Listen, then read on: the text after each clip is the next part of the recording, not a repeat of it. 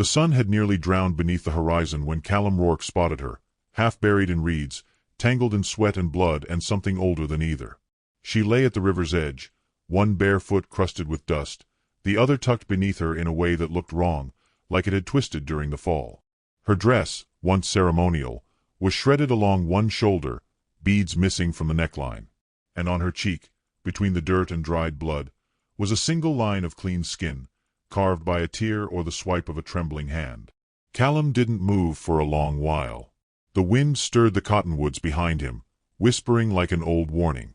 This was Apache land. The girl, no more than 17, had the markings. Turquoise at the throat. Braided hair with woven bands.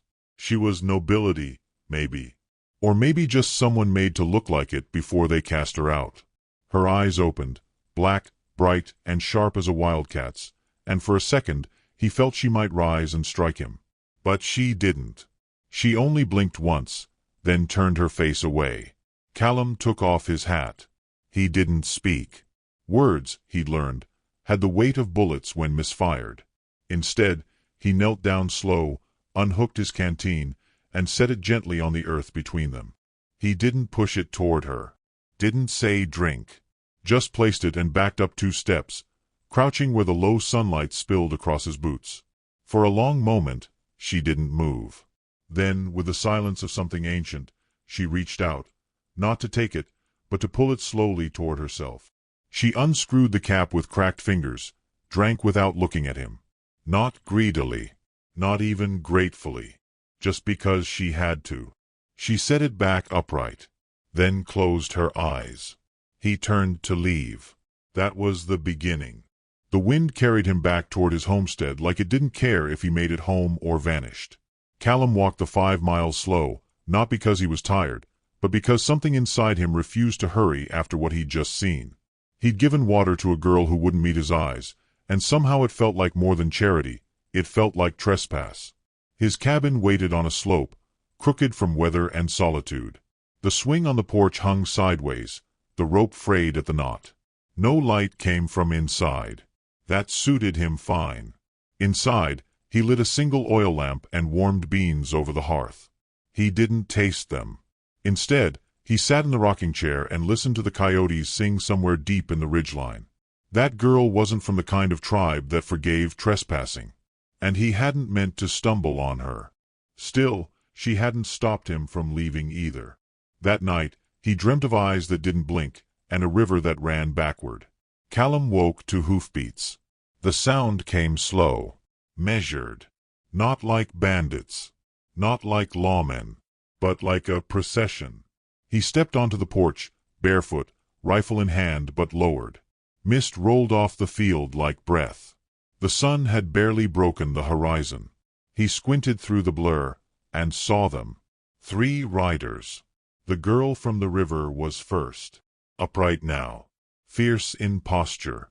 Her face clean, her hair retied in ceremonial braids, beads reflecting the dull light of morning. She rode a white horse with red handprints painted along its neck. Behind her came 2 others, young women in veils, both mounted. One held the reins with ease, her posture dignified. The other sat stiffer, one hand clutching a satchel, the other resting lightly on the hilt of a small blade across her lap. Callum said nothing. He set the rifle against the wall. The girl from the river dismounted first. Her boots touched the dirt like she'd never limped.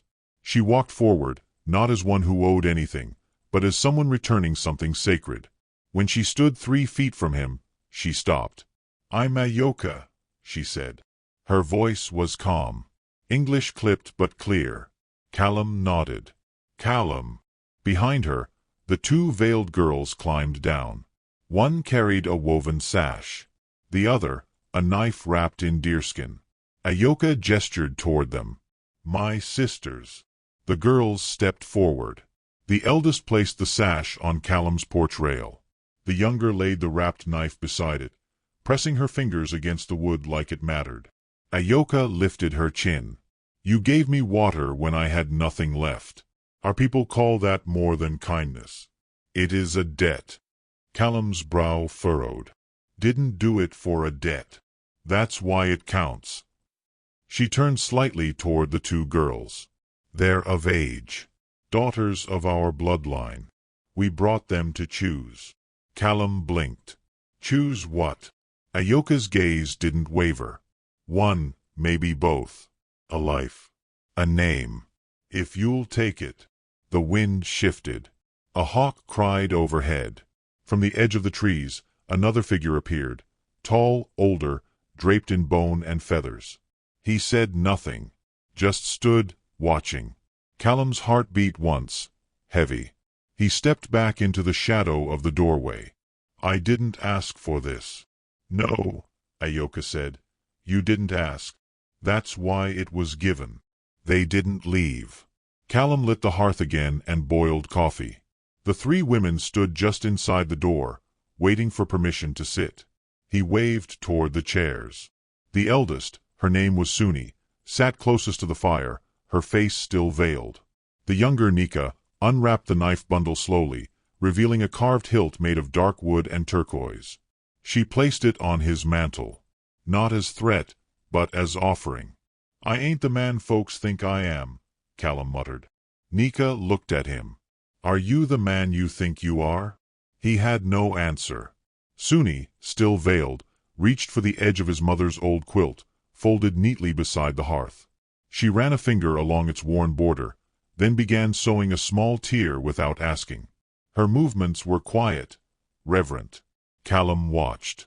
The door opened. A neighbor boy, maybe 14, stood outside holding a bundle of furs. He froze when he saw the three women. His eyes went wide. He ran. By dusk, the whole town would know. That afternoon, they walked into town. It wasn't pride that made Callum do it. It was something quieter. Resignation, maybe.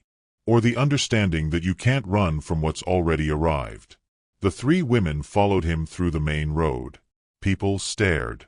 Murmurs rose. One man tipped his hat. Two women crossed the street. A bottle shattered near his feet. He didn't flinch.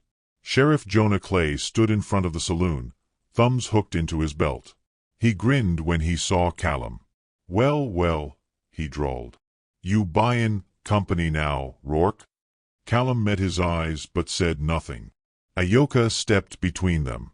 Her voice low and clear. You didn't give him water when he begged. We did. The sheriff's grin faltered. One of the girls, Suni, took Callum's hand. Her veil slipped just enough to reveal a soft, defiant smile. An old man on a bench muttered, Maybe we were wrong about him. Callum exhaled. Maybe I was wrong about me, too. That night, a fire burned on Callum's land. The elder from the trees sat beside it, silent as stone. Ayoka knelt opposite, her sisters flanking her. Callum stood barefoot, quilt across his shoulders, arms folded. The ritual was simple. No chants, no dances, only presence, only breath.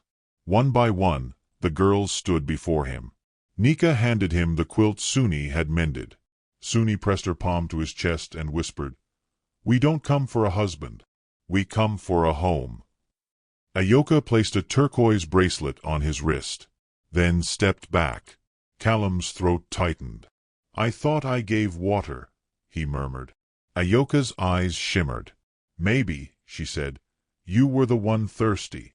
The fire crackled behind them as the moon rose. From across the field, the wind carried laughter from the town. Distant, dismissive, but not cruel. Not tonight. Callum looked at the three women in his doorway, the broken quilt in his hands. And for the first time in years, he stepped across the threshold of his own home, and didn't feel alone.